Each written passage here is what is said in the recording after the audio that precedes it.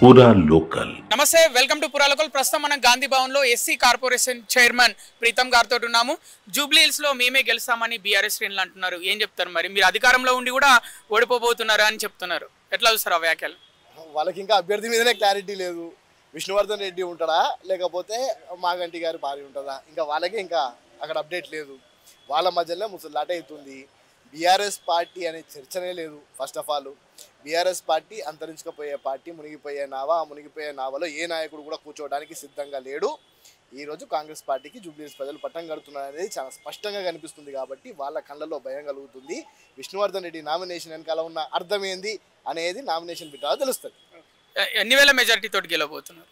తక్కువ 40 నుంచి 50 వేల మెజారిటీ వస్తుంది. జూబ్లీ హిల్స్ ప్రజలు పూర్తి స్థాయిగా కాంగ్రెస్ పార్టీ చేసే అభివృద్ధి పథకాలు ఏవైతే ఉన్నాయో వాటిని స్పష్టంగా గమనిస్తున్నారు.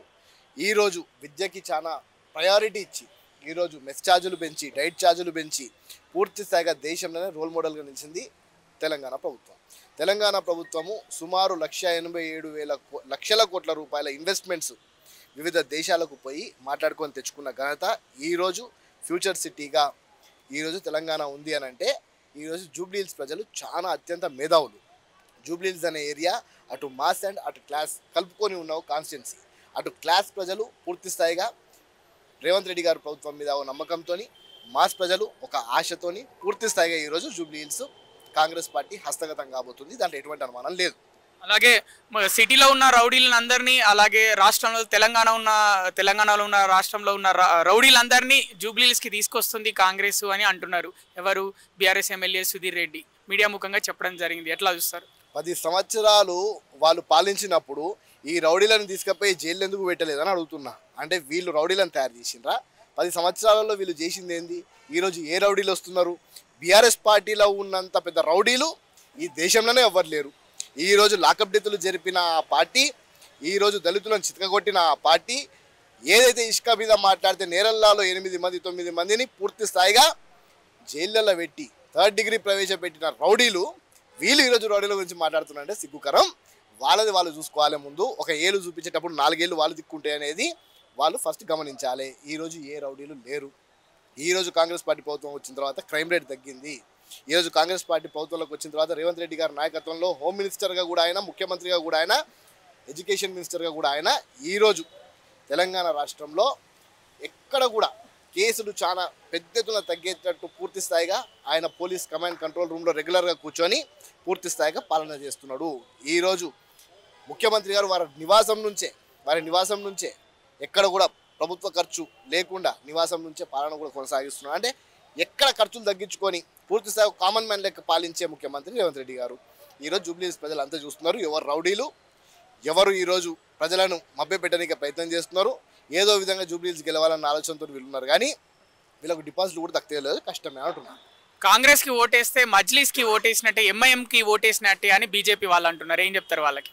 బీజేపీ వాళ్ళకి ఇంకా వేరేదేం లేదు. వాళ్ళకి ముందరి నుంచి ఒకటే ఉంటుంది, పంచాయతీ ఏదో పెట్టాలి, హిందూ ముస్లిం పంచాయతీ పెట్టాలి. వీడి తప్ప వాళ్ళకి ఇంకేం రాదు.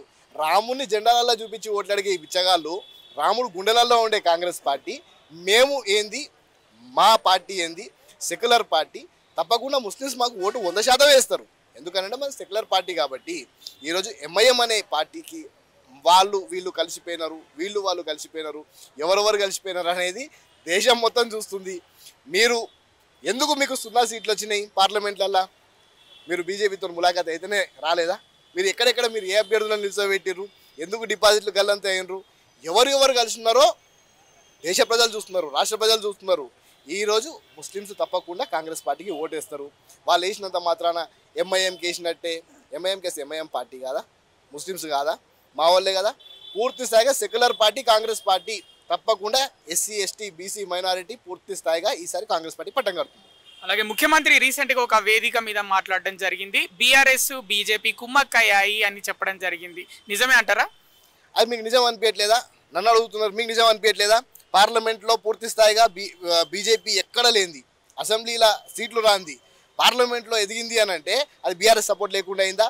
ఈరోజు కవిత జైలు నుంచి బయటికి వచ్చి ఈరోజు వాళ్ళ బ్లాక్మెయిల్కి తలొగ్గి ఈరోజు అయ్యతో దూరంగా అయిన విషయం వాస్తవం కాదా? ఈ విధంగా చెప్పుకుంటా పోతే కాళేశ్వరానికి సంబంధించి ఆనాడే కాళేశ్వరం ఏటీఎం మళ్ళీ మేము ప్రభుత్వంలోకి వస్తే మేము జైల్లో పెడతాం వీళ్ళని అని చెప్పిన అమిత్ షా మరి ప్రభుత్వం వచ్చి 2 సంవత్సరాలు అవుతుంది, ఎందుకు మాట్లాడట్లేదు? దీని వెనకాల అర్థం ఏంది? ఈరోజు ప్రూఫ్లతో పాటు మేము కమిషన్లు వేసి పూర్తి స్థాయిగా రిపోర్టు ఢిల్లీకి పోయి ముఖ్యమంత్రి గారు అందరు మంత్రులను కలిసి జరిగిన అవినీతి మీద పూర్తి స్థాయి నివేదిక ఇస్తే మేము పూర్తి స్థాయిగా మీ చేతిలో పెడితే మీరేం చేస్తున్నారు? దొంగకు తాళం ఇచ్చినట్టు అయిపోయింది పరిస్థితి. అందుకే రాష్ట్రంలో పూర్తి స్థాయిగా బీజేపీ అన్న బీఆర్ఎస్ అన్న ఒకటే. ఇది భ్రష్టాచార రాష్ట్ర సమితి, అదే భ్రష్టాచార జోకల సమితి, ఇద్దరు ఒకటే అయిపోయినారు. తప్పకుండా ఈ జూబ్లీ హిల్స్ ప్రజలు గమనిస్తున్నారు. బీజేపీకి అక్కడ ఛాన్సే లేదు. బీజేపీ అక్కడ దూరదామన్న ప్రయత్నం చేస్తుంది కానీ దూరిచ్చే పరిస్థితే లేదు. ఆ క్యాండిడేట్ ఎవరో ఏందో ఏం కథనో ఏదో పెద్ద అమరవీరుల కుటుంబాలు అవి పెద్ద పెద్ద మాటలు చెప్పుకుంటున్నారు. కానీ వాస్తవానికి కాంగ్రెస్ పార్టీ పూర్తి స్థాయిగా ఈసారి భారీ మెజార్టీతో గెలవడం ఖాయం. ఇక చివరి ప్రశ్న, ప్రభుత్వంలో ప్రస్తుతం ఎస్సీలు అంటే మంత్రులు ఎస్సీలు ఉన్నారు, అలాగే కార్పొరేషన్ చైర్మన్లు ఎస్సీలు ఉన్నారు, చాలా అంటే మంచి మంచి అధికారంలో ఉన్న వాటిలలో కూడా ఎస్సీలు ఉన్నారు. వాళ్ళని కొంచెం తక్కువ చూపు చూస్తున్నారు, పడట్లేదు అని వార్తలు వస్తున్నాయి. వాటిలో నిజం ఎంత ఉంది? అంటే ఈ అన్న గాడిదలు ఎవరో నాకు తెలియదు. ఏ గాడిదలు అయితే 10 సంవత్సరాలు ప్రభుత్వంలో ఉన్న గాడిదలు మాట్లాడుతురా లేకపోతే బీజేపీలో ఉన్న గాడిదలు మాట్లాడుతురా తెలియదు. ఒకవేళ బీఆర్ఎస్ పార్టీలో ఉన్న గాడిదలు మాట్లాడితే వాళ్ళు ప్రభుత్వంలో 10 సంవత్సరాలు ఉంటే దళితుని కనీసం ఎక్కడ కూడా మంత్రి పదవి ఇవ్వలే. మేము స్పీకర్ని ఇచ్చినాం, ఉప ముఖ్యమంత్రి ఇచ్చినాం, అడ్డూరు లక్ష్మణ్ గారిని మంత్రి చేసినాం, దామోదర్ రాజనరసింహ గారిని మంత్రి చేసినాం, వివేక్ గారిని మంత్రి చేసినాం. 5 మంది మంత్రులు అవుట్ ఆఫ్ 12 5 మందిని దళితులను చేస్తే దళితులను చిన్న చూపు చూసినట్టు వీళ్ళకి. అదేవిధంగా ఒకవేళ బీజేపీ మాట్లాడిన గాడిదలు అనుకోర్రి. ఎవరైతే ఈరోజు బీజేపీ రాష్ట్ర అధ్యక్షుడు ఉన్నాడో, ఏ వేముల రోహిత్ అయితే ఆత్మహత్య చేసుకొని చనిపోయిండో ఎవడైతే కారణమో ఆ కారణము ఆ బీజేపీ రాష్ట్ర అధ్యక్షుడు, వాడు మా గురించి మాట్లాడతాడు. ఆయనకి నోరు తిరగడానికి రాదు. ఓడేమో ముందు తంబాకు బ్యాచ్ ఉండే, ఈడేమో పాన్ పరాగ్ బ్యాచ్. ఇద్దరు ఒకటే అయినరు. ఒకటే ఈరోజు ఏదో మాట్లాడుకునే ప్రయత్నం చేస్తున్నారు. వేముల రోహిత్ అయితే ఆత్మహత్య జరిగిందో దానికి కారణం అటు రామచంద్రరావు.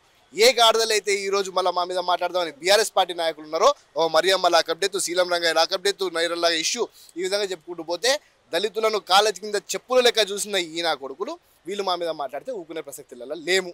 100% కాంగ్రెస్ పార్టీ దళితులకు ఉన్నత స్థాయి ఇస్తుందన్న దానికి ఒక నిదర్శనం.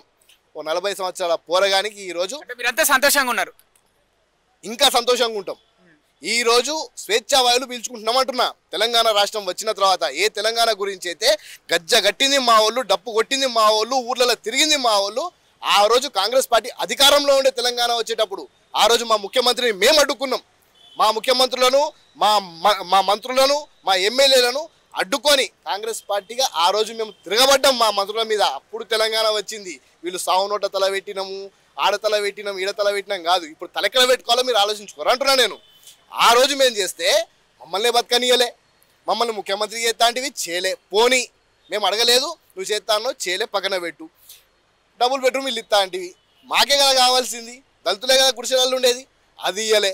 పోనీరా పోయి గది కూడా ఇయ్యలే, వదిలేసాయి. కేజీ టు పీజీ ఉచిత విద్య అన్నావు, అదన్నా కానీ మా దళిత పిల్లలు మ్యాక్సిమం చదువుకోనికే నోచుకోనికే లేకుండే. చదవన్న చెప్తాడేమో అనుకున్నాం, చదువు చెప్పలే. ఉన్న స్కూళ్ళని అమ్మేసిండు. ప్రైవేట్ యూనివర్సిటీలు అరోరాకు ఒకటి, మల్లారెడ్డికి ఒకటి, ఆ నక్కకు ఒకటి, అయ్యకు ఒకటి, బామ్మర్దికి ఒకటి, అందరికి ఇచ్చుకొని కూర్చున్నాయి. ప్రైవేట్ యూనివర్సిటీలలో మాకు రిజర్వేషన్లు లేకపోయాయి. ఇలా మాట్లాడేది ఎవరి గురించి మాట్లాడుతున్నారు? సిగ్గు శరం లజ్జా మానం లేని వాళ్ళు మాట్లాడితే కాంగ్రెస్ పార్టీ పడే పరిస్థితులు లేదు.